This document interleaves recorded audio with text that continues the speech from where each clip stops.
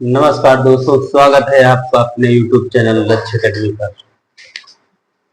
पिछले वीडियो में हमने संयोजन अपक्रिया के बारे में पढ़ा था और आज हम आपको बताएंगे विस्थापन अपक्रिया या फिर विस्थापन अपक्रिया का मतलब है, देखिए विस्थापन विस्थापित कर देंगे। कक्षा 10 में 10 के बच्चों के लिए ये विस्थापन बहुत इंपॉर्टेंट है। क्या है विस्थापन अपक्रिया, ये हम समझेंगे इस वीडियो में। विस्थापन अपक्रिया एक क्रियाशील धातु क्रियाशील पदार्थ, एक यौगिक होगा, यौगिक में तत्व होते हैं और पदार्थ होते हैं। तो क्रियाशील पदार्थ, उसमें एक आपके अधिक क्रियाशील होगा, अधिक क्रियाशील, और एक मिलेगा कम क्रियाशील। दो तरह के पदार्थ इसमें आपको दिखाई पड़ेंगे। तो क्रियाशील पदार्थ, क्रियाशील मतलब एक अधिक क्रियाशील पदार्थ, कम क्रियाशील पदार्थ को विस्थापित कर दे, तो ये कहलाता है आपका विस्थापन अपक्रिया। देखिए, जैसे यहां पे इसका एक सिंपल सा लॉजिक है कि जैसे कोई ताकतवर व्यक्ति है और वो कम ताकतवर व्यक्ति को हरा सकता है, ये कह सकते हैं।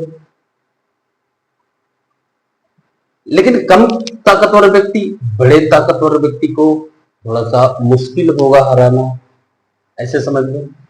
तो यहां पे हम ये कह सकते हैं कि कोई पदार्थ है, जैसे हमने ले लिया, चलो ले लेते हैं CuSO4। यहां पे Cu और SO4 सल्फेट है आपका, Cu का, इसको कहते हैं कॉपर सल्फेट। ये इसको हम इसके साथ कर देते हैं आयरन कर दिए, कॉपर सल्फेट और आयरन। जब हम दोनों की अभिक्रिया करवाते हैं तो यहां से और Fe कॉपर को विस्थापित कर देगा। विस्थापित करने का मतलब है कि SO के साथ उसको बाहर कर देगा और SO के साथ खुद Fe आ जाता है। यानी क्या बनेगा, FeSO4 प्लस Cu क्या बनाएगा, Fe यानी कि फेरस सल्फेट बना, और Cu आपका कापर का निर्माण, कापर अलग हो जाएगा और ये Fe आ जाएगा, SO4 के साथ फेरस सल्फेट का निर्माण करेगा और Cu आपका SO4 के साथ यानी सल्फेट के साथ अलग हो जाता है। ये विस्थापन अपक्रिया है। यानी यहां पे हम कह सकते हैं कि Cu क्या है, Cu कम क्रियाशील है, Cu कम क्रियाशील तत्व। Fe क्या है, Fe क्या है, Fe अधिक क्रियाशील है, Fe अधिक क्रियाशील है। और हमको ये बात पता कैसे चली कि Fe अधिक क्रियाशील है, तो Fe अधिक क्रियाशील है, इस बात का पता चला कि इसने इस विलयन से, कॉपर सल्फेट के विलयन से जब Fe गया तो Fe ने Cu को क्या कर दिया, विस्थापित कर दिया। यानी Fe क्या होगा, अधिक क्रियाशील होगा, ज्यादा ताकतवर होगा। समझ में आ गया होगा आपको। क्वेश्चन कैसे आएंगे, क्वेश्चन पूछेगा आपसे कि बताइए जब कॉपर सल्फेट के विलयन में, कॉपर सल्फेट के विलयन में, कॉपर सल्फेट के विलयन में हम Fe के कुछ टुकड़े डाल देते हैं या कुछ पत्तियां डाल देते हैं, क्या होता है? क्या होता है जब कॉपर सल्फेट के विलयन में Fe के कुछ टुकड़े डाल दिए जाए या कुछ पत्तियां Fe के डाल दी जाए उसमें फेरस सल्फेट के, क्या होता है?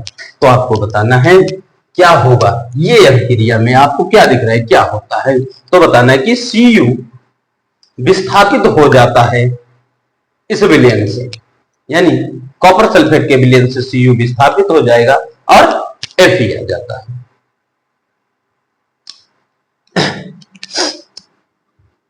अभी अच्छे से आपको समझ में आ गया होगा। इसी तरीके से अगर हम एक दूसरा क्वेश्चन करते हैं कि क्या होता है, चलिए बताइए क्या होता है, क्या होता है जब यहां पे हम कर देते हैं इसको चेंज, इसको चेंज कर देंगे। CuSO4 के विलयन में, CuSO4 के विलयन में Zn की कुछ पत्तियां, Zn की कुछ पत्तियां डाली जाएं, ये आपका क्वेश्चन होगा। बोर्ड पेपर में स्पेशली ये क्वेश्चन कई बार पूछे गए हैं कि क्या होता है जब CuSO4 के विलयन में Zn की कुछ टुकड़े डाले जाएं, Zn की कुछ पत्तियां डाली जाएं, ये आप बताइए। जिंक की, Zn मतलब जिंक की कुछ टुकड़े डाल दिए जाएं, Zn के कुछ पत्तियां डाल दी जाएं, क्या होता है? ये क्रिया आपको बताना है। तो बिल्कुल सिंपल है, CuSO4 आपको लिख देना है CuSO4, यानी ये क्या होगा, कॉपर सल्फेट, इसको कहते हैं कॉपर सल्फेट प्लस, अब इसमें हम टुकड़े डालेंगे, किसके डाल रहे हैं, जिंक के, मतलब Zn, ये आपका जिंक हो गया, इसके कुछ टुकड़े डाल दिए उसमें, और टुकड़े डाल दिए तो आपको ये बात पता है कि Cu कम क्रियाशील है किसकी अपेक्षा, Zn की अपेक्षा, यानी यहां पे विस्थापित होगा या नहीं होगा ये बताना है। तो हमको देखें Cu अगर कम क्रियाशील है Zn विस्थापित कर देगा, यहां पे क्या होगा, यहां पे बनेगा ZnSO4 प्लस Cu, कॉपर बाहर, कॉपर बाहर, बाहर मतलब विस्थापित हो गए किससे, कॉपर सल्फेट के विलयन से कॉपर को क्या कर दिया गया, बाहर कर दिया गया। यहां क्या है, ZnSO4, ZnSO4 आ गया, ठीक है। ZnSO4 का मतलब है कि Zn ने Cu को विस्थापित कर दिया, Zn अधिक क्रियाशील हो गया, Cu कम क्रियाशील हुआ। आई थिंक आपको समझ में आ रहा है विस्थापन अभिक्रिया क्या होती है, ये आपको समझ में आ गया होगा बिल्कुल अच्छे से कि अधिक क्रियाशील पदार्थ कम क्रियाशील पदार्थ को उसके विलयन से विस्थापित कर दें, ठीक है। यहां पे हमने लिखा नहीं है लेकिन ठीक है, कम क्रियाशील पदार्थ को क्या करें, उसके विलयन से विस्थापित कर दें, और जब उसको विलयन से विस्थापित कर देगा ये कहलाएगी आपकी विस्थापन अभिक्रिया। दो उदाहरण हमने बताया, CuSO4 प्लस Fe, यहां से Fe ने फेरस सल्फेट बनाया, ठीक है, किसके साथ, सल्फेट के साथ मिलकर FeCu को विस्थापित कर दिया, फेरस सल्फेट का निर्माण हुआ, Cu अलग हुआ। दूसरा हमने बताया कि CuSO4 का Zn के साथ क्रिया करवाने पर क्या होगा, तो ZnSO4 यानी कि जिंक सल्फेट प्राप्त होता है और Cu अलग हो जाता है, ठीक है। क्वेश्चन कैसे आएंगे ये भी हमने बता दिया। क्या होता है जब CuSO4 के विलयन में Zn की कुछ पत्तियां डाल दी जाए, Zn के कुछ टुकड़े डाले जाए, तो आपको बताना है कि जिंक सल्फेट का निर्माण होता है और यहां पर कॉपर को Zn क्या करेगा, विस्थापित कर देगा। ये क्वेश्चन कई बार पूछे गए हैं, इसलिए आप अच्छे से इसको रिवीजन कर लीजिएगा, ठीक है। विस्थापन अभिक्रिया आपके बोर्ड एग्जाम के लिए बहुत इंपॉर्टेंट है। अगले वीडियो में हम आपको लेकर आएंगे आपके लिए और भी बेहतरीन और भी अच्छे तरीके से यहाँ की अगली अभिक्रियाएं, यानी कि जो अभिक्रियाओं के प्रकार चल रहे हैं आपकी वीडियो में, और बेहतर बेहतर तरीके से सभी अभिक्रियाओं को हम पढ़ेंगे। इस वीडियो में इतना ही।